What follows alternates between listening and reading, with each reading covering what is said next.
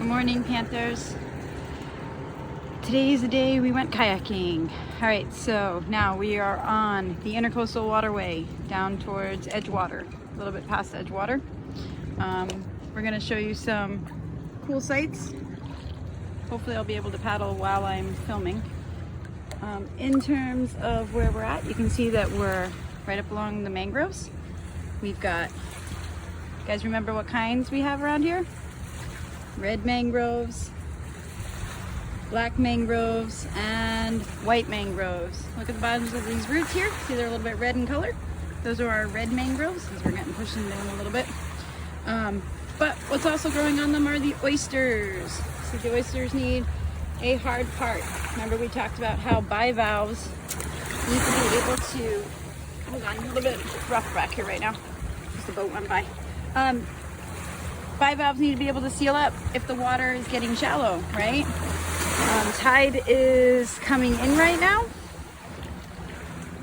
I think. Yeah, coming in still.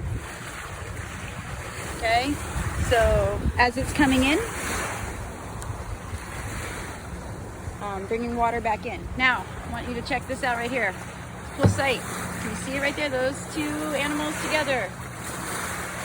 We're lucky to see this right now. Right here, they're gonna come right by us. I don't know if we can see them still. These are horseshoe crabs, okay? I'll turn it so you can actually kind of see. Those horseshoe crabs are gonna go into the boat. It's a male and a female pair. The males get drugged along by the females, okay? So what they're going to do is when it's time to release their eggs. Sorry, I'm trying to paddle while I'm showing you. I know, a little wobbly. They are going to dig a hole. The females dig a hole, lay their eggs, kind of in the shoreline where it's in between high tide, low tide. Up on the beach, sandy part, they're going to lay their eggs, then drag the male over it. The male will then fertilize the eggs. Okay? Kind of cool to see them dragging together. All right, so this is going to be a 3-part series because I got to paddle a little bit to keep going into the channel, out of the channel, I mean, and around. But I'm going to shut this off for now, and I'll be back with you in a couple of minutes. Look, some boat traffic. We'll talk a little bit more about kayaks and some other animals we'll see as we keep going. All right, till then, stay tuned. All right, guys, this is part 2, at least for now. We'll see how many parts this ends up being. See if I can piece them all together.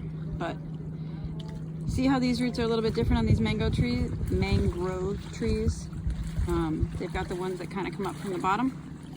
Okay, they actually are black mangroves. Okay, they've got more of the popping up. Remember, they like the low oxygenated soil. They need the water to filter in. Okay, don't really have as many oysters growing on them. They're a little bit higher out of the water. Okay, we got some oyster shells in the back, how they've washed up and made a berm. But these are a different type of mangroves. I know, kind of look the same. And then further back, as you get even further away, it looks more kind of like a tree. I don't know if I can really see any from right here. Those would be your white mangroves. They're further up on the shoreline. Okay, so when we talked about intercoastal and the way the estuary sets itself up, okay, based on what it needs are, you know, different layers, different areas, different animals are going to be the same way. So you're going to have a different set of animals that live in the deeper water to the more shallow water to then up even into the intertidal part. All right, I'm going to keep paddling this way and get back into behind the mangroves and see what we can find. A students, what you need to be thinking about, what I'm doing right now is a type of tourism. Okay, actually if you look right over there, you can see the difference of the two trees together. Okay, one versus the other.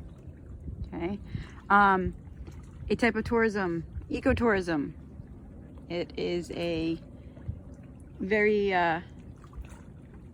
natural way, I guess we could say, of seeing without disturbing.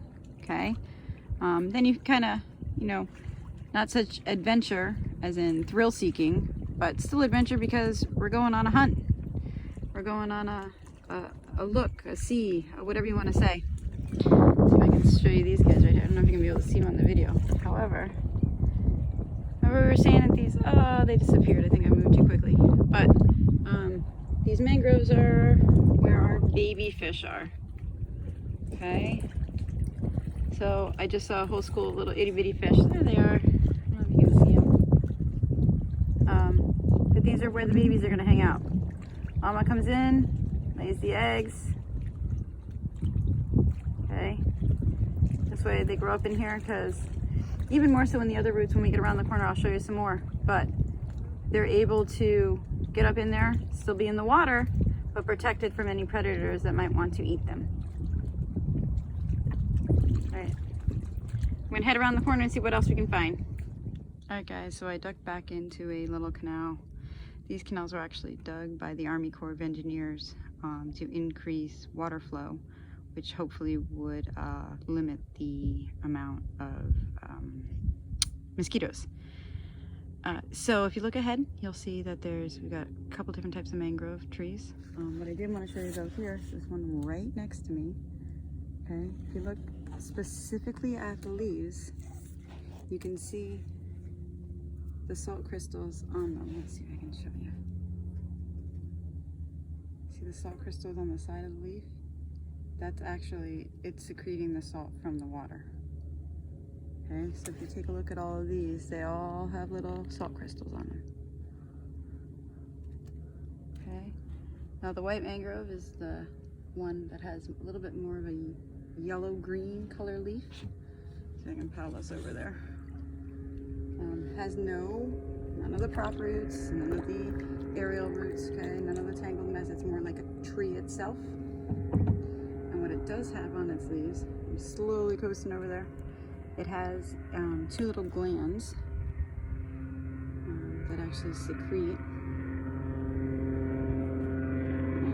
at the base of the leaves. You can see, if I can get into this one, you see two little glands down here that actually produce some nectar, and when they flower, they actually flower with a white greenish flower.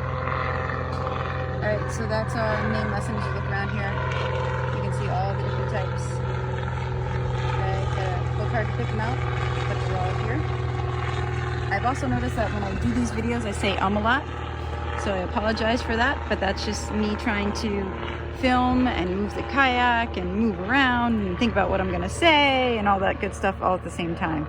So I will be cognizant of that and try not to say it as much.